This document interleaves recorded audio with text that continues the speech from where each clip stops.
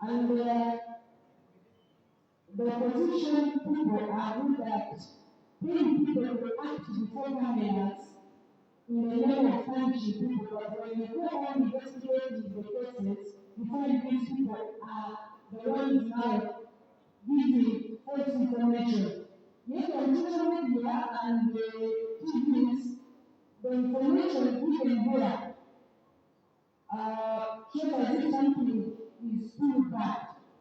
Then another issue, I found that we always blame the DPCs.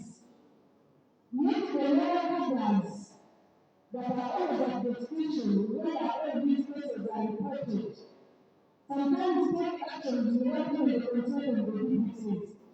By the time the DPC gets to know about a particular case or file, when something has gone out of their hands. My question, do you think particulars will face these smaller cadres, mainly around the line of land matters,